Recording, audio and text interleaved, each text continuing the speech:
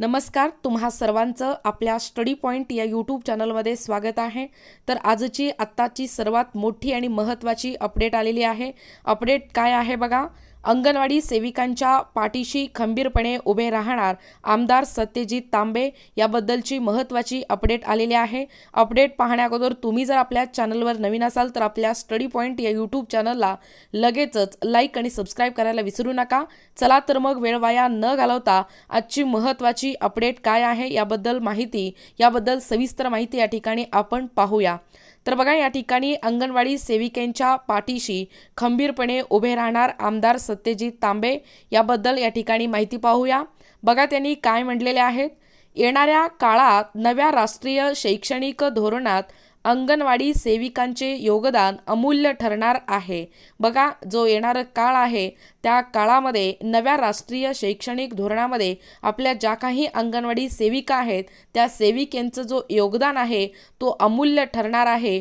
मात्र बालशिक्षणात मोलाची भूमिका बजावणाऱ्या अंगणवाडी सेविका विविध मागण्यांसाठी 4 डिसेंबरपासून संपावर गेल्या असून ही बाब अत्यंत चुकीची आहे। बघा कशा पद्धतीने त्यांनी माहिती या ठिकाणी सांगितलेली आहेत। बघा, आमदार सत्यजित तांबे यांनी येणाऱ्या काळामध्ये म्हणजे नवीन राष्ट्रीय शैक्षणिक धोरणामध्ये अंगणवाडी सेविकेचे योगदान अमूल्य ठरणार आहे, परंतु या बाल शिक्षणामध्ये मोलाची भूमिका बजावणाऱ्या आपल्या अंगणवाडी कर्मचारी अंगणवाडी सेविका ह्या विविध मागण्यांसाठी गेल्या 4 डिसेंबरपासून संपावर गेल्या असून ही बाब अत्यंत चुकीची आहे असं मत या ठिकाणी या आमदार सत्यजित तांबे यांनी मांडलेलं आहे, यांनी नमूद केलेलं आहे। बघा आणखीन काय म्हटलेले आहेत। 3 ते 7 वयोगटातील बालकांच्या शिक्षणाची सुविधा अंगणवाडी सेविकाच करतात, त्यामुळे त्यांच्या मागण्यावर सरकारने गांभीर्याने विचार केला पाहिजे अशी भूमिका आमदार सत्यजित तांबे यांनी मांडली। बघा, अतिशय महत्त्वाचं वक्तव्य त्यांनी केलेलं आहे। बघा, जे 3 ते 7 वयोगटातील बालक आहेत त्या 3 ते 7 वयोगटातील बालकांचं जो पूर्णपणे शिक्षण आहे त्या शिक्षणाची सुविधा ही अंगणवाडी सेविकाच करत असते, त्यामुळे त्यांच्या ज्या काही मागण्या आहेत त्या मागण्या सरकारने गांभीर्याने विचार केला पाहिजे अशी भूमिका सत्यजित तांबे यांनी मांडलेलं आहे। बघा पुढे काय म्हणतात ते, अंगणवाडी सेविकांच्या काही संघटनांनी बुधवारी आमदार तांबे यांची भेट घेतली। गुरुवारपासून सुरू होणाऱ्या हिवाळी अधिवेशनात हा प्रश्न उपस्थित करून आपण भविष्यातही अंगणवाडी सेविकांच्या पाठीशी खंबीरपणे उभे राहणार असल्याचा निर्धार सत्यजित तांबे यांनी यावेळी व्यक्त केला आहे।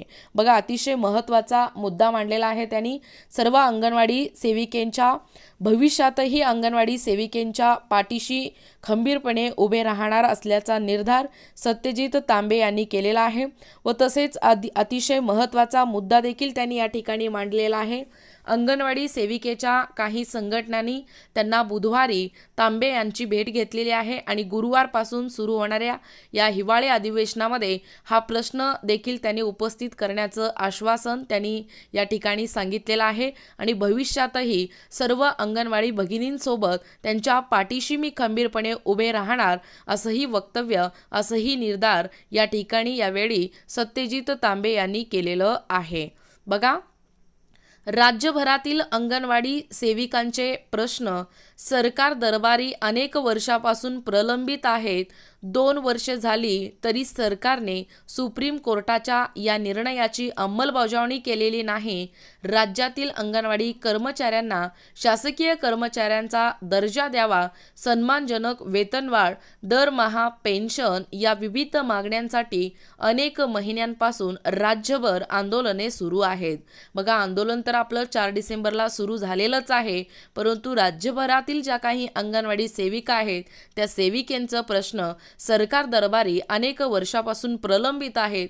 2 वर्षे झालं तरी सरकारने या सुप्रीम कोर्टाच्या या निर्णयाची अंमलबजावणी केलेली नाही राज्यातील ज्या काही अंगणवाडी कर्मचारी आहेत त्या अंगणवाडी कर्मचाऱ्यांना शासकीय कर्मचाऱ्यांचा दर्जा द्यावा, त्यांना सन्मानजनक वेतनवाढ द्यावं, त्यांना दरमहा पेन्शन या अनेक मागण्यांसाठी, या विविध मागण्यांसाठी अनेक महिन्यांपासून राज्यभर जे आंदोलन सुरू आहेत, 4 डिसेंबरपासून अंगणवाडी सेविका बेमुदत संपावर गेल्या असून या सेविकांच्या काही संघटनांनी आमदार सत्यजित तांबे यांची भेट घेतली।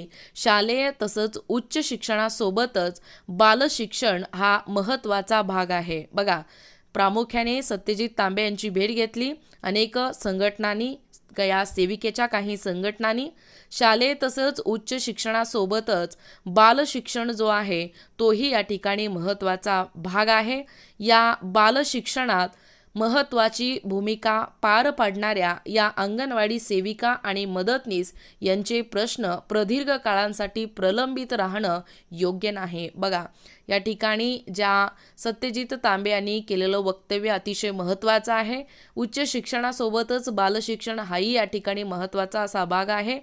या बालशिक्षणात महत्त्वाची भूमिका पार पाडणाऱ्या ज्या अंगणवाडी सेविका आहेत, ज्या अंगणवाडी मदतनीस आहेत, यांचं प्रश्न देखील प्रदीर्घ काळासाठी प्रलंबित राहणं, म्हणजे खूप दिवसासाठी, खूप काळासाठी प्रलंबित राहणं हेही या ठिकाणी योग्य नाही असं वक्तव्य, असं मत या ठिकाणी आमदार सत्यजित तांबे यांनी आजच्या घडामोडीला व्यक्त केलेलं आहे।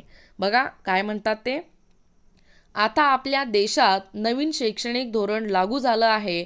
या नव्या धोरणानुसार अंगणवाडी सेविकांची भूमिका अत्यंत निर्णायक ठरणार आहे। अशा वेळी त्यांच्या मागण्याकडे दुर्लक्ष करणं योग्य नाही अशी भूमिका आमदार सत्यजित तांबे यांनी या ठिकाणी व्यक्त केलेलं आहे। बघा, प्रामुख्याने आपल्या सेविका ज्या आहेत ते 3 ते 7 वयोगटातील बालकांच्या शिक्षणाची सुविधा ह्या आपल्या अंगणवाडी सेविकाच करतात। त्यांच्या मागण्यावरती सरकार हे गांभीर्यानं विचार केलं पाहिजे। तसेच काही संघटना त्यांना बुधवारी भेट घेतली, तांबे यांची भेट घेतली आणि गुरुवारपासून सुरू होणाऱ्या या हिवाळी अधिवेशनामध्ये हा प्रश्न उपस्थित करून त्यांनी भविष्यामध्ये सर्व अंगणवाडी सेविकांच्या पाठीशी खंबीरपणे उभे राहणार असल्याचं निर्धार किंवा ते वक्तव्य त्यांनी यावेळी केलेले आहेत। संपूर्ण राज्यभरातील ज्या अंगणवाडी आहेत त्या अंगणवाडी सेविकांचे प्रश्न सरकार दरबारी अनेक वर्षापासून प्रलंबित आहेत आणि ते 2 वर्ष सरकारने सुप्रीम कोर्टाच्या या निर्णयाची अंमलबजावणी केलेली नाही आणि लवकरात लवकर राज्यातील अंगणवाडी कर्मचाऱ्यांना शासकीय कर्मचाऱ्यांचा दर्जा द्यावा, त्यांना सन्मानजनक वेतनवाढ, दरमहा पेन्शन या ज्या काही त्यांच्या मागण्या आहेत, ज्या काही त्यांचे हक्क आहेत त्यांना मिळणं आणि या महिन्यापासून जे राज्यभर आंदोलन सुरू आहे लवकरात लवकर त्याच्यावरती शासन लवकरात लवकर निर्णय घ्यावं असं मत या ठिकाणी आमदार सत्यजित तांबे यांनी केलेलं आहे।